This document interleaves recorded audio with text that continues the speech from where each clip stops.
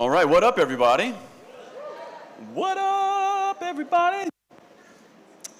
Hey, I want to talk to you tonight out of John chapter 10. So if you have a Bible, you can just turn there.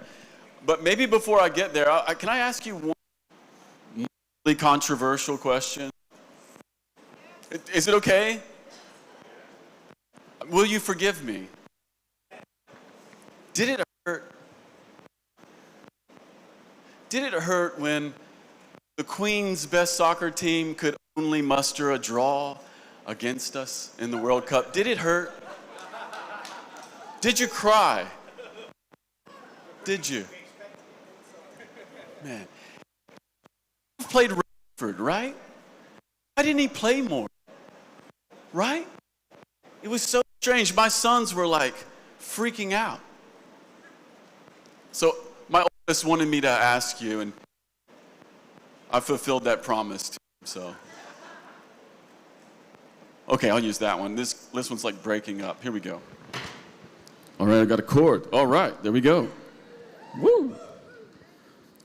The last time I was here speaking with this group of people, I have this really distinct memory, and it's of Mark James laying in the floor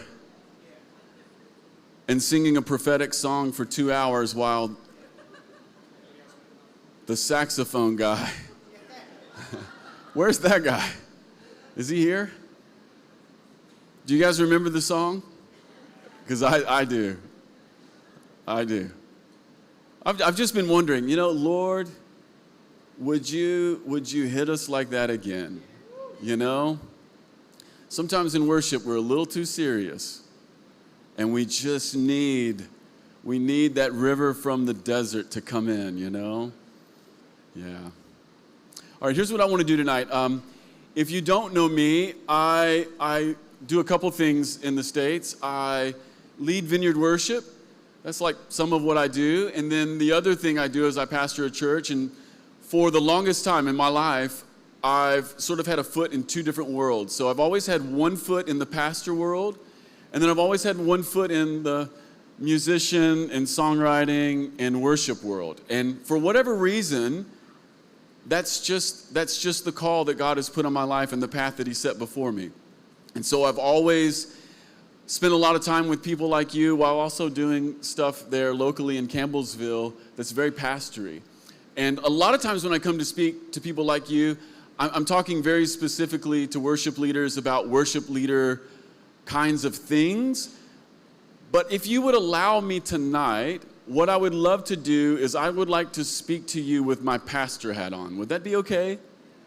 And it's not as though I'm letting go of my worship leader hat, but I just want to say, as a worship leader who is a musician and has written songs since I was a teenager, but who is also a pastor, I want to speak to you from that pastoral place. And here's what I want to talk to you about tonight out of John chapter 10. I want to talk to you about leading like Jesus. Leading like Jesus. And I just want to go ahead and jump right into the scripture tonight. I want to read to you a few verses from 10, really from verse 11 to like maybe 18. This is what Jesus says. This is really famous. If you've been in the church at all, you know this passage. Jesus says, I am the good shepherd. The good shepherd sacrifices his life for the sheep. A hired hand will run because they don't belong to him, and he isn't their shepherd. So the wolf attacks them, and he scatters the flock. The hired hand runs away because he's working only for the money and doesn't really care about the sheep. Jesus says again, I'm the good shepherd. I know my own sheep, and they know me. Just as the Father knows me, I know the Father, so I sacrifice my life for the sheep. I've got other sheep too that are not in this sheepfold, and I've got to bring them also. They will listen to my voice, and there will be one flock with one shepherd. We'll just stop there for a moment.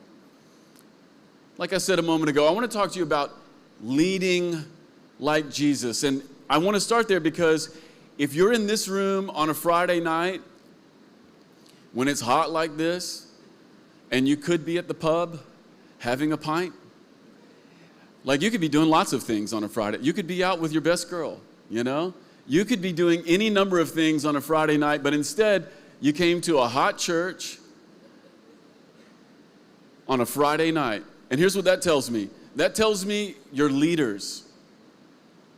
Maybe you're on staff at a church, or maybe you're not. Maybe you lead worship once a month at your Vineyard, or maybe you lead every 6 weeks, or maybe you don't even lead worship at your Vineyard church. Maybe you play bass once every 5 or 6 weeks, or maybe you're a background vocalist. But I want to tell you, if you're here tonight, there's some kind of a leadership call on your life. And so I want to speak to you as a pastor to leaders. I want to speak to you as a leader to other leaders. And here's why I want to do that. I want to talk to you about leading like Jesus, because until we grasp the model of Jesus' leadership, and until Jesus becomes the model of our leadership, unless we clearly see it in Jesus, until we can articulate it, not just say it with our mouth, but until we can articulate it in our actions and in the way we live, and unless He's the one thing we're really going after when we think about leadership, if we're not, I just want to tell you, like, we'll be formed by other models. Are you aware of that? You'll be formed by something else. And so I want to talk to you about leading like Jesus, because you're leaders, and we must be formed by a vision of Jesus' leadership in our life and as a model for the way that we lead others. And I want to tell you something about the way this world defines leadership. This world has leadership models. This world has definitions. This world has ways. It has techniques. Maybe you've been around some leadership stuff before, and maybe you've heard leadership talked about as influence. Anybody ever heard that? Leadership is influence. That's true. That is true. But it begs this other question. What kind of influence? Like, is it any good? Is the leadership influence any good? It's hard to lead people without influence. But how do you know if the influence we're trying to lead by is any good? I just want to tell the church something this evening. Just getting people to do something, that's not the metric. Just getting people to move, just getting people to sing, just getting people to come along a little bit, that's not the metric. Just getting someone to make a decision or to follow or to help, that's fine enough to a certain extent, but that's not the metric. And here's why. Because the way the kingdom comes is the kingdom that comes. And if our leadership is rooted in narcissism, then it will be a narcissistic kingdom that comes. And if our leadership is rooted in manipulation, then in the end, no matter what happens along the way, it will be a manipulative, coercive kingdom that is nothing like the Lord Himself. The way the kingdom comes is the kingdom that comes. And here's maybe why I've been thinking about this lately.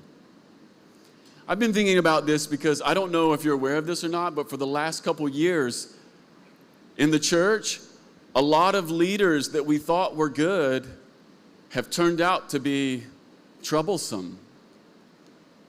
And a lot of movements that we thought were the model, we're finding out were not the model. Does anybody know what I'm talking about? A lot of things that we thought were success, maybe in retrospect, are not success. And a lot of the ways and a lot of the muscle memory that we've learned over the years maybe is a muscle memory we need to unlearn. We've had some bad examples, right? And so we need to be deeply formed by the methods and the ways and the heart of Jesus. And so that's what I want to talk to you about tonight. It seems like every week a new podcast comes out that's about church toxicity or abuse, doesn't it? Yeah, there's just this appetite for disaster right now, and it's just going to keep coming forward. And here's the thing. I don't think the bad stories are over, y'all. I think there's going to be more bad stories. And so what I want to do tonight, as I'm speaking to this group, is I want to pastorally inspire you to make Jesus the center and to make Jesus the model for any and every bit of leadership that he extends to you for the rest of your life. He's the goal. He's the model. And so I want to give you a little outline. Maybe you're outline people. I want to talk to you about the 4 things I see in this passage that have to do with Jesus' leadership. Number 1 has to do with goodness. So if you just want to write down goodness. Number 2 has to do with sacrifice. Oh man, praise the Lord. What is that? That is so good. Number 3 has to do with proximity. Oh yeah. Number 4, more than money. Number 1, goodness. Number 2, sacrifice. Number 3, proximity. And number 4, more than money. I want to talk to you about number 1, goodness. One of the things you notice in this passage, you already know this. It's one of the I am statements in the Gospel of John. Jesus says, I am the good shepherd. He says, he's the good shepherd. This word, goodness, I just want you to know something about this word, goodness. When Jesus says that he's the good shepherd, it's more than moral goodness. Inside of this word good that Jesus uses here, it has this other attribute to it, and it has to do with beauty or attractiveness. Inside of Jesus' goodness is something that's beautiful. I want to talk to you just for a second maybe about beauty. A few things about beauty. Number 1, beauty is attractive, isn't it? Anybody in here remember being like 13 and you just saw girls for the first time? You're like, wow, I didn't even care until today. This is amazing. They're all around me. You know? Number two, beauty is compelling. There's something about Jesus' goodness that is attractive. Number 2, this thing about beauty, it's compelling. It initiates something inside of me. And then number 3, beauty has this other component to it that can never be reduced to mere practicality. This is actually very important, and we'll get to that maybe in just a moment. How many of you understand that buildings don't have to be beautiful? It can just be 4 walls and a roof, right? But what is it inside of the human heart that makes us want to be beautiful? Right? There's something about that we should maybe just stew upon. Notice that beauty has within it the core components of practicality, but it somehow supersedes it. Flowers are beautiful. Flowers are beautiful. Do you know why flowers are beautiful? Flowers are beautiful because they attract the other insects that go in and get the pollen. They take it to the other insect. So there's something about beauty that is attractive and compelling. It causes little bugs and stuff to move, or you and I to come close and take a look. And when we do, we spread that pollen around. There's something about it that's beautiful. There's something about it that's attractive. There's something about it that is compelling, but it supersedes the practicality. It's a really strange thing. So beauty can never be reduced simply to practicality. This is actually very important, especially for artists and musicians in the room. Think about this. It's not as though beauty and practicality are simply separate things. They're in fact deeply married. And in the case of Jesus, his goodness, it is moral, but his goodness supersedes morality in some way. His goodness is righteous. His goodness is actually good. His goodness has an aesthetic to it. And in a moment, maybe we'll talk about that. But Jesus' goodness is beautiful, and it actually attracts people to it. One of the things I love about Jesus is Jesus was a holy person, and rather than being repulsive, it attracted people to him. How many of you have ever noticed that a lot of times when Christians talk about holiness, it becomes very repulsive, doesn't it? You're like, I definitely don't want to hang out with that dude. It's like, that is not my guy. And yet Jesus was a holy person, and it attracted people to him, especially weak people and people who were on the outside and on the edges. It was something about it that drew them to him. In modern disastrous leadership, practicality and beauty oftentimes get removed from one another. I don't want us to think about this just for a second. If you have all practicality and no beauty, here's what you get. You get leaders who operate with the ends justify the means. That's what you get.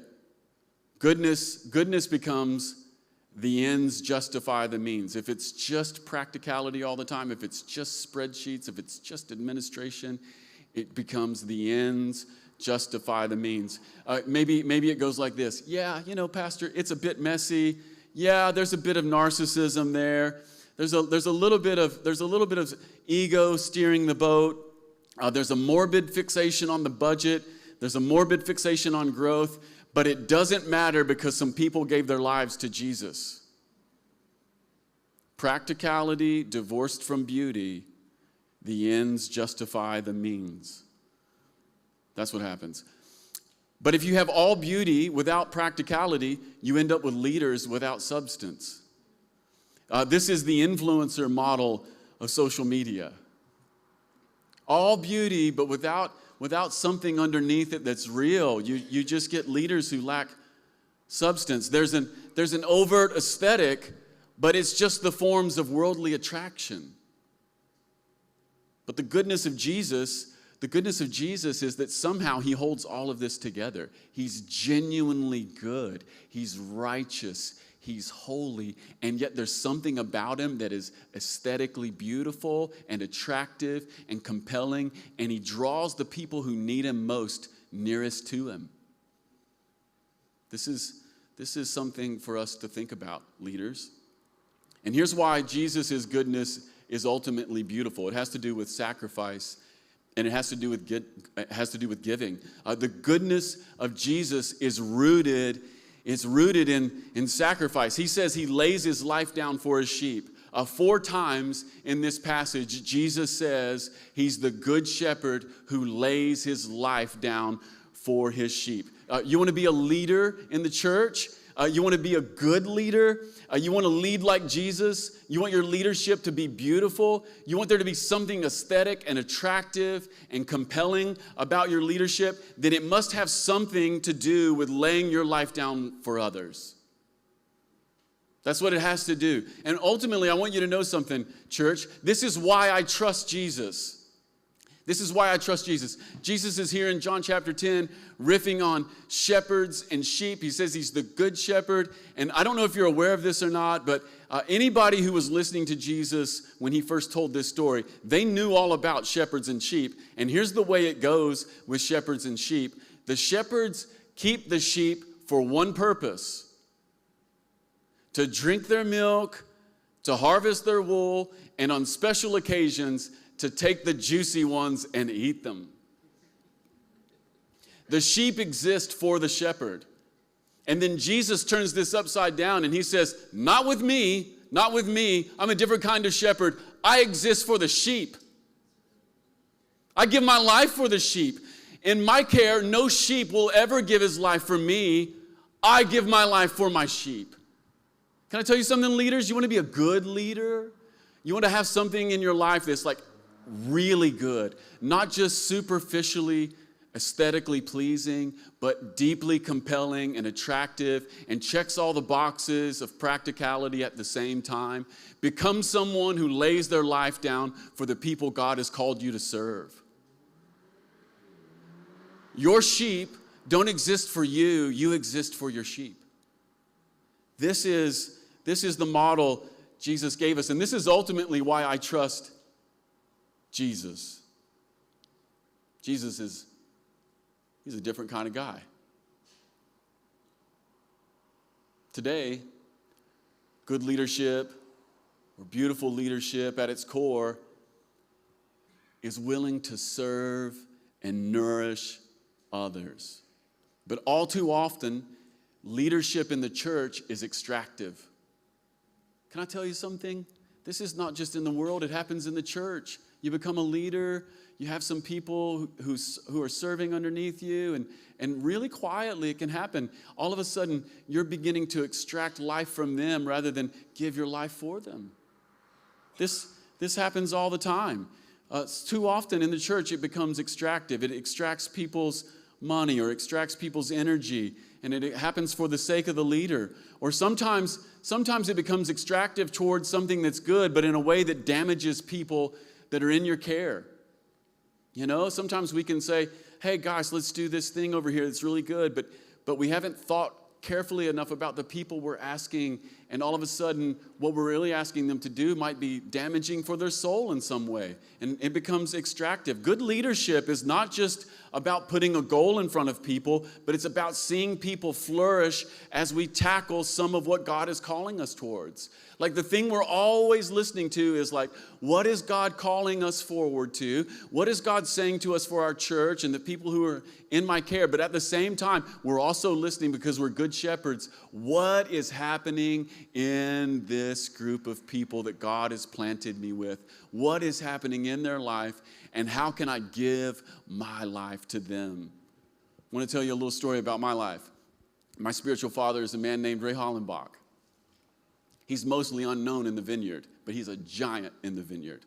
One of the things that I've learned over my years of doing leadership and being someone who pastors in the church, when I was younger, I used to be very impressed with who was on the stage and held the microphone. And as I've gotten older, I've learned to look for different things. And one of the things I look for as I get older is who has a disciple tree. Like, not who sings well or who preaches well, but who has actually raised up humans that are doing well and are living in their calling. Who has a track record, right? And so my spiritual father is a guy named Ray Hollenbach, who's largely unknown by anyone important in the Vineyard. And Ray Hollenbach has a disciple tree that is unparalleled.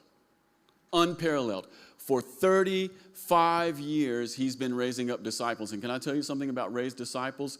All of his disciples go and do great things. Like, it's crazy.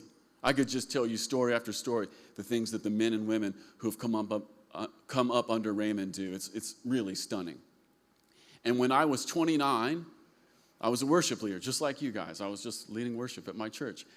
And Ray was just about 50. And he's a great pastor, and we had a great church, like literally, just a dream, right? Like, yeah, there's stuff that happens, things get complicated, it's a church, but it's a dream church.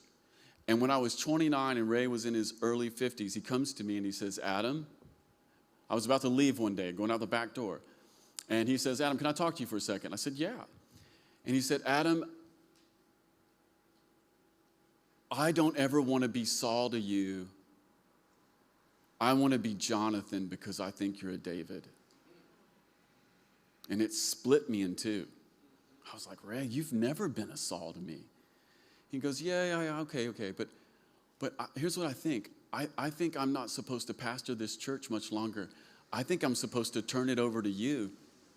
And I think this is supposed to happen when you're 30. We didn't tell anyone for a year. I knew, he knew, my wife knew, his wife knew, no one else knew. And then the next year, we told the elders and we told the church. And midway through my 30th year, I became the pastor of that church, and that was nearly 15 years ago. Ray gave up a great church. He was doing a great job. He had many, many fruitful years in front of him. People in the church love him. Like, he's the dearest man. No one dislikes Ray. Ray's the kind of guy, like, if you dislike him, it's not him, it's you. It's like, I just know that. You say something bad to me about Ray, I'm like, oh, it's you. Right? And he had a long run. I had no idea. And he just laid his life down for me in the craziest thing, that I could be raised up and be given space, and that God could do the things that God was calling me to do. And many of these things are things that at the moment I was fairly unaware of. Does that make sense? And then let me tell you this. Then Ray stays on staff with me for 3 years.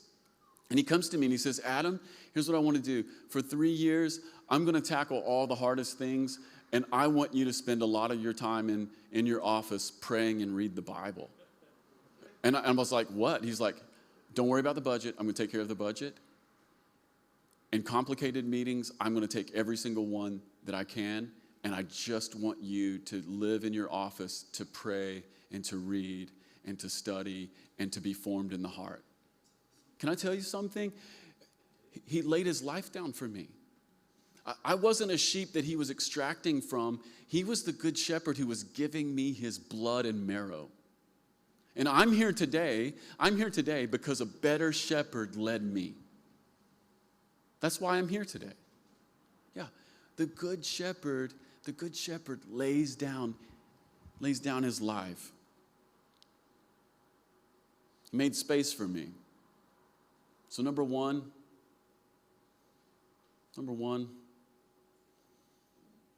Jesus is good. Number two, this goodness has something to do with sacrifice. Next, good leadership, beautiful leadership, it has something to do with proximity. Proximity is all over this idea of shepherds and sheep. Because when you're a shepherd, you just live with the sheep. That's what you do. You're out there all the time. Like even when it's raining, you're out there, you know. On the sunny days, you're out there, and on the rainy days, you're out there. You're out there in the sun, you're out there in the night. You're just together. And Jesus says all kinds of stuff in John chapter 10 about himself and the sheep. He says, my sheep know me, and they won't follow someone else. This is Jesus' way of saying, I am close to my sheep. Not only that, but Jesus says, I know my sheep, and I know them by name. Like good leadership, it has something to do with nearness. It has something to do with nearness. It has something to do with proximity. It has something to do with closeness. It has something to do with not becoming a leader who is separated from the people that God has called you to serve. It's all very personal. See this in the life of Jesus and his disciples as well. Jesus calls Matthew. He's like, hey, how would you like to not do that tax collecting thing anymore? And how would you like to follow me? And Matthew gets up and starts following him around. He finds Peter and he finds James and he finds John. He calls them out of their occupations and they follow him around for 3 years. He finds these desperate men who are just hardworking blue-collar guys out on the edge of society. And Jesus, the Son of God, spends every single day with them for 3.5 years. God incarnate hung out with the same dudes every day. Has something to do with proximity. Like why was Peter an apostle? Like it even says this in the Gospel of Mark. It says that Jesus called his disciples to be with him. Come be with me. Like why was Peter an apostle? Like why was John the beloved disciple who laid his head on Jesus' chest? Because they were with each other all the time. Like good leadership is sacrificial, it's giving, it's towards the other, but it also has something to do with proximity. It has something to do with nearness. It has something to do with sharing. It has something to do with mutuality. Good and beautiful leadership is proximate to the ones that God has given us. The world says that as you grow in influence and stature, you get removed from certain people. CEOs live in the corner office away from the hooligans. Those dudes down the mailroom, keep them away, right? Let me tell you something else about the world. I don't know if this is true in the UK, but it's certainly true in America. The richer you get, the better chances that there is that you live in a gated neighborhood. Lock the gate. Keep the riffraff out, right? As we increase in stature, as we increase in visibility, as we increase in anointing, as we increase in whatever good adjective you want to use here inside of the church, man, oftentimes in the world, there's the reflex to get further away from people, to live separate. And I just want to say to worship leaders, you can't pastor people via text. Not really. Like you can do some, but it's not happening via text. And you can't pastor your community via planning center. Like your call is not to see who blocked out the month of July. It extends beyond. It has something to do with proximity.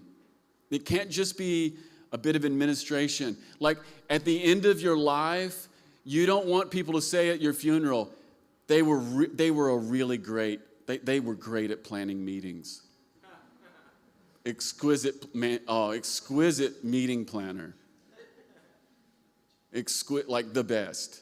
Like it was always so put together, you know? We always knew the songs on Tuesday that we needed to play for Sunday. It's great. I love that guy. Yeah, it has something to do with proximity. There has to be something more, and the more is nearness. Leading like Jesus means leading close to people. And in verses 3, 5, and 14, Jesus says he knows his sheep. And in verse 14, he says that his sheep know him. Let me tell you something else about leadership. Like good leadership, beautiful leadership, like proximate, near leadership. It's not just that I know the people that God has given me to care for, but it's that they know me. Like one of the things the world will tell you about leadership is like, don't show your weakness. Be a tough guy. Never let them see you sweat. Let me tell you, the leadership of Jesus is, here are my wounds. Thomas, why don't you come put your hand in my side, Thomas? The leadership of Jesus is, could you guys stay up with me and pray because my heart is breaking? It is a Jesus who reveals his frailty. It's a Jesus who in his heart in that moment was like, man, I don't know if I want to do this. And Peter, James, and John knew that. And yet they couldn't hang with him. And he goes back. He's like, man, would you guys pray with me? I'm weak right now. Good and beautiful leadership, it's proximate, it's near. It is knowing the people that God has given you charge of, but it is also them knowing you. And especially your weakness, your frailty, the things you don't want to put on your highlight reel, the things that never make the Instagram stories, the things that never go on TikTok. That's the stuff. That's the stuff. Because here's what happens when we expose ourselves a little bit and we become vulnerable with those who are around us. They become vulnerable as well.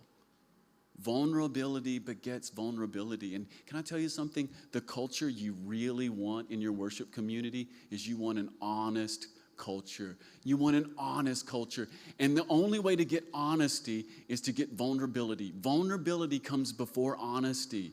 Because without vulnerability, people will assume that you have it all together so that they have to have it all together, and so they'll lie. How do I know this? Because I've done it.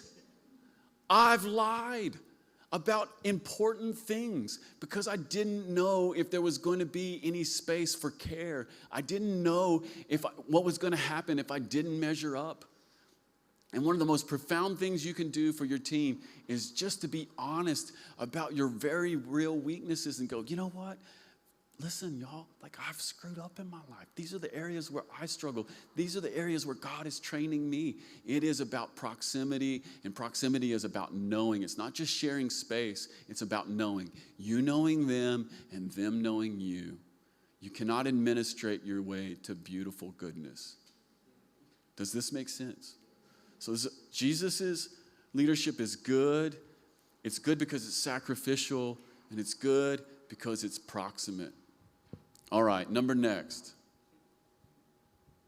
More than the money. This is a word for us, you guys. Jesus says that the hired hand runs from danger and trouble because they're just there for the money. When the wolf comes, the hired hand runs away. He's like, man, I'm not going to do this for $13 an hour. I'm not fighting wolves for $13 an hour. So he runs, right?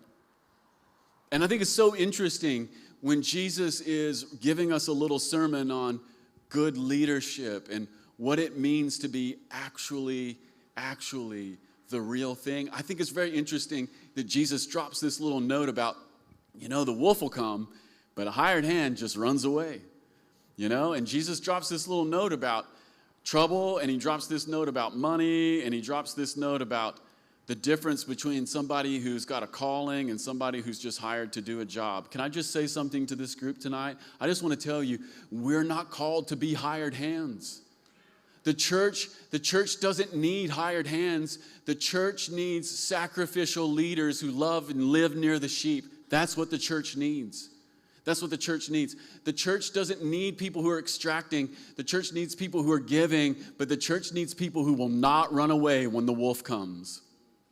And let me just say a few things. Let me say a few things about this. Is there anything in the world that stresses us out more than money? Come on, be honest. The answer is no. Let me tell you something. Get married. Have some kids. You're going to think about it. And there will be a day, either sooner or later, where you will have to start trusting God in a brand new way. And there will be nights where you will eventually get to the point where you will say, God, you are going to have to carry my family or I will die from anxiety. It comes from all of us, right? Like, it's just a thing.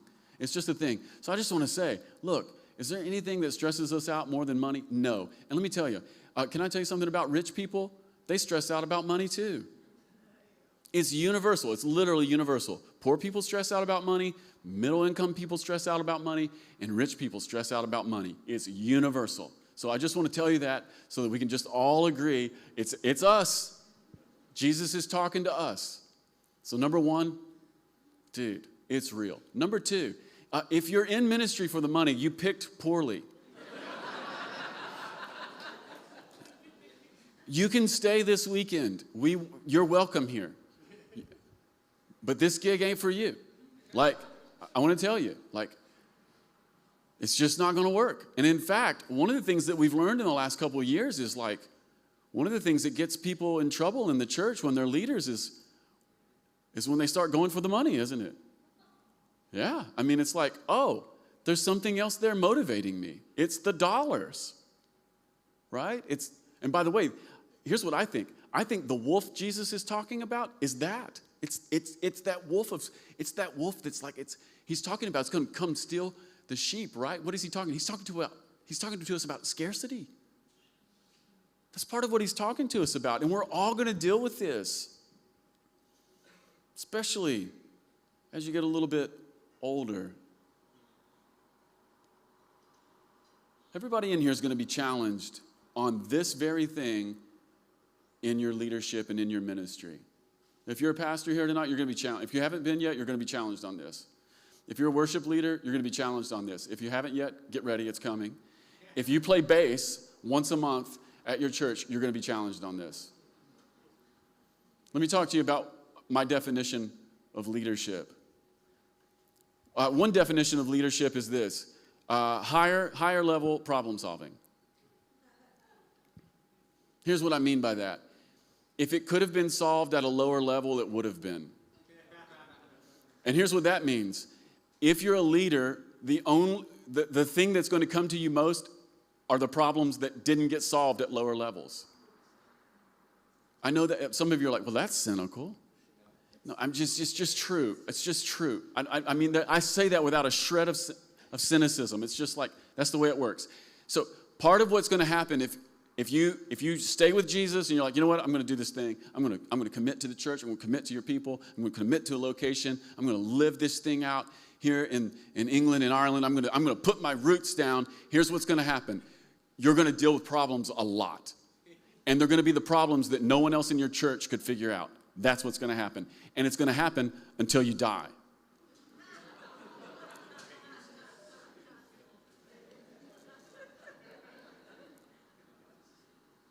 That's the wolf. You know, sometimes the wolf is like a really bad thing or a really bad agenda inside of a broken person that's operating in your church. And that's like, you know, we think of that, right? Like we're like, when we hear this passage, we're like, oh, Jesus is talking like a bad person is going to come. Yeah, that happens, right? But mostly, here's what I think he's talking about. He's talking about those troubles that come and steal people, those troubles that come and weigh people down. And he's specifically talking about the things that accumulate over time and make you want to quit because you've said, this isn't worth it. What does it mean to be a hired hand? It means this mentality has come into your mind surrounding the ministry that he's given you. There are so many problems here. and this paycheck of mine is so small, it's not worth it. Has anybody ever thought that? My hand is up. Bro, I thought that a few days. Listen, here's how you know that you have to start praying more. When you start daydreaming about moving. I'm doing that vulnerability thing with you right now, okay? Yeah, you're like, oh, Adam, you live in Kentucky and you have a vineyard and your family makes wine and everything's great and your kids are lovely and blah, blah, blah, blah, blah. And I've seen your Instagram and your sons are beautiful and your daughter is awesome. I know you. No, let me tell you, about every 9 months, I get this thought and then I go to my wife and I'm like, babe, what if we just sold everything and we moved to Cabo and I would make you margaritas and rub your feet and no one would know us. Can I tell you what that conversation is? It's the wolf. It's the wolf. It's the wolf trying to get me to believe that it isn't worth it and that I'm just a hired hand. It's the wolf. And can I tell you something? It's coming for everybody in this room. And the wolf will make you a bad leader. If we're not aware of the wolf, if we can't see him, if we can't face him, oh my goodness, we have to get a vision for this. We have to get a vision that God's people are the sheep. I'm to give my life for them. But then there's wolves, and it's the troubles, it's the problems, it's the things that scare us, the things that we'd rather not deal with, and it's especially the thing that makes me think this isn't worth it. So what do you do in those moments? Because we want to be good leaders. We want to have leadership that's beautiful and attractive and compelling. What do? In those moments, you lean back into God and you say, God, would you speak to me about my calling again? I'll tell you another story. This is probably 4 years ago. And this is a story about how Jesus is the good shepherd in my life, okay? This is about 4 years ago. I was in hired hand land. My headspace was, dude, every day I would go home, I'd be like, Heather, we could just leave. Like, the planes leave from Louisville and they go to Mexico. And, we've got a lot of equity in our house. The kids, they don't need us that much. You know, I had it all worked out, right? And I was feeling so beat up at church. I was feeling like such a failure. And I was just feeling like it wasn't worth it.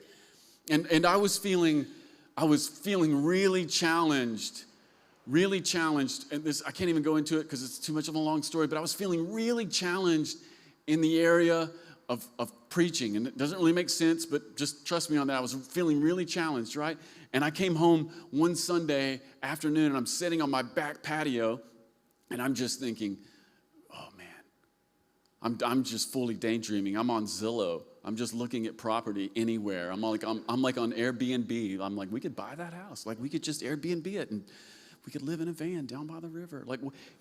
I was just there and I got a call.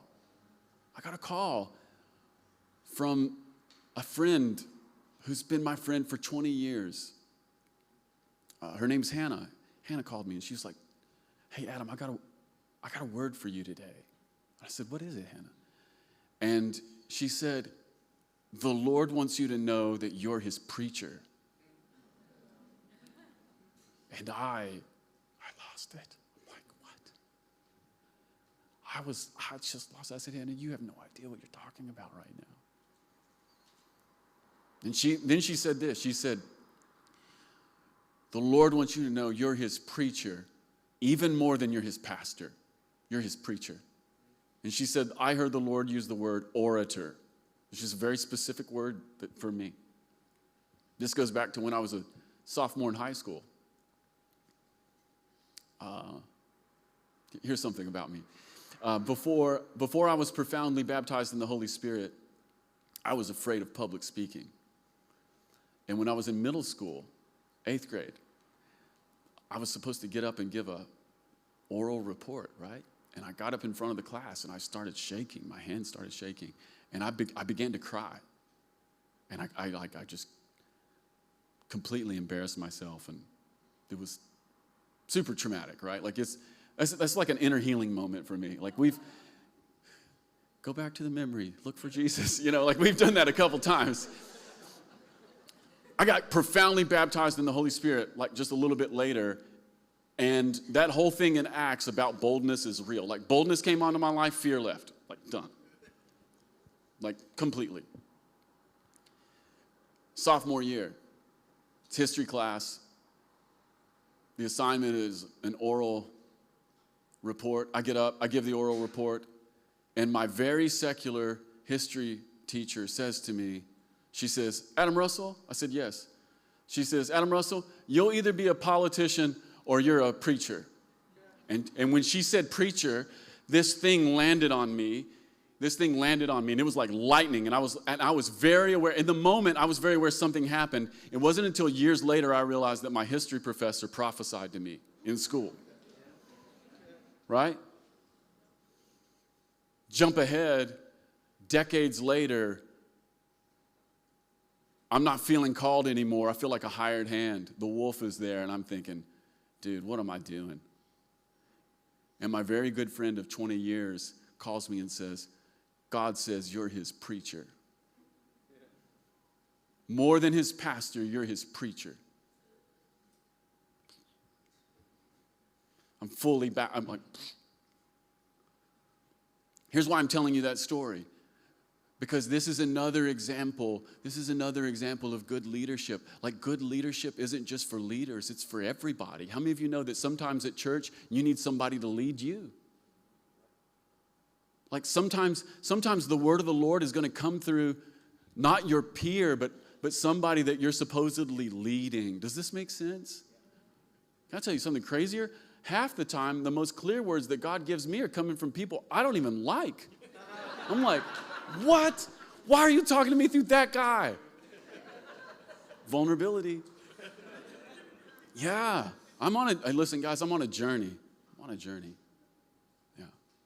This is good leadership. Good leadership. It's beautiful. It's attractive. It lays its life down. It's sacrificial. It's proximate. It knows the people God has given you charge over, and it is also self-revealing. They know something about you, and it's more than the money. I just want to say this, especially to every young person in the room. It's more than the money. Stay with God. It is more than the money. Listen, I would rather have stories about miracles than dollars.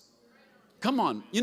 Listen, there's something more. There's the chance that when we get together at church, God might do something. Oh, I'll tell you one more story. Because this is the stuff that's more than the money. There's a guy at my church named Robbie Gribbins. Are we recording this? Okay, we are. Okay. There's a guy at my church named something. And this guy is jacked. He's an absolute animal, okay? I just want you to think UFC fighter, but more. Like, he's scary. Like, when Robbie started coming to my church, I was like, I'm normally not afraid of people. That guy scares me a little bit. Maybe he's the wolf. I don't know. Like, that's what I was thinking. But Robbie and I have become friends. Strength coach for the local football team at the university. This guy's jacked. I mean, he's just, ripped. And Robbie's been meeting God. Like, of all the people at my church in the last 2 years, God is doing more in Robbie's life than anyone I know. And Robbie just brings everybody. He's like brand new to faith, brand new to everything. The first day I met Robbie was just an insane story, but I'm going to tell you something else. And so for the last 2 years, he's just been bringing everybody he can to church. Like, just he drags the football players, he drags the running backs, he drags all the wide receivers come. Like, they're all at my church, right? And Robbie's there every single Sunday. And one day I'm like, hey, Robbie, I want to buy you breakfast. He's like, man, let's go get donuts. And I'm like, really? You eat donuts? He's like, yeah, I eat donuts. I'm like, you don't look like it, but okay. So we go to this little Filipino donut place in my hometown called Best Donut. It has a smiley face. It's really cool. We go to Best Donut, and we sit down, and I'm like, Robbie, what's happening in your life? He's like, well, Pastor, here's what's happening in my life. He goes, you know, I served in Iraq and Afghanistan, right? I was like, yeah, I know that. And he said, Adam, I did a lot of bad things. I said, okay. He said, Adam, I did really bad things. I did the worst. And he goes, Adam, I've lived my whole life sure that I was going to hell forever. He goes, that's the reason I lived like hell. He's like, you know, Adam, hell is not when you die. Hell's like next Thursday. I was like, okay. He goes, Adam, I've been doing that thing you've been telling us on Sunday mornings. He said, I've been reading the Bible. I'm like, okay. What have you been reading? He's like, man, I've been reading Acts. He's like, none of it made sense to me. He's like, I didn't even know what this is about. He's like, I don't know who these people are. And he goes, the other day I was reading, and I started reading about that guy whose name was Saul, but now his name is Paul. I'm like, yeah? He goes, yeah, I started reading about him, and then I studied about him, and I talked to this other guy who goes to church, and I was like, tell me about Saul. He says to this other guy at my church named Billy. He's like, Billy, tell me about Saul. Billy's kind of a tough guy too. He's like, oh, yeah, Saul. Yeah, he was like a persecutor of the church, and he harassed and murdered the church. He was probably there when Stephen was stoned, but he becomes one of Jesus' best guys. And Robbie was like, what? Tell me more. Tell me more. And so Robbie has had a profound prophetic encounter, and that morning at Best Donut, Robbie looks at me and goes, Adam, if Jesus will forgive Saul, I know he will forgive me, and I'm going to spend the rest of my life being one of Jesus' best guys.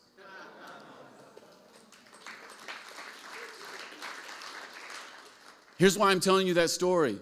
It's more than the money, y'all. Money won't buy that. Money, don't let the wolf trick you into missing stories with Robbie like that. You want that. You want that in your life. You want that in your life. It's more than the money. Good leaders, sacrificial, proximate. And good leaders are finding their way into staying with Jesus because it's more than the money. And hey, listen, you might have to learn that one a time or two. Okay? You might have to. It's okay.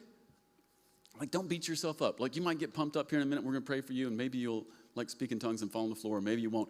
But in 6 months, if the wolf comes back and you look at your wife and go, babe, we could go to Mexico. I'm telling you, Jesus is a good shepherd, and he'll at least try to come get you before you get on the plane. And even if you go to Mexico, they need pastors there.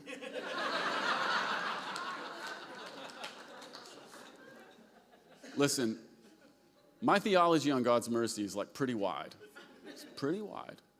God just has tremendously low standards. Let's just be honest, right? This is one of my favorite things about him. I am literally a hick from Kentucky. That means nothing to you. I'm telling you, in America, it's a mind blower. They're like, you? I'm like, I don't know. We're just trailer park people where I'm from. That's what we are. Okay, so here's what I want to do. Why don't you stand?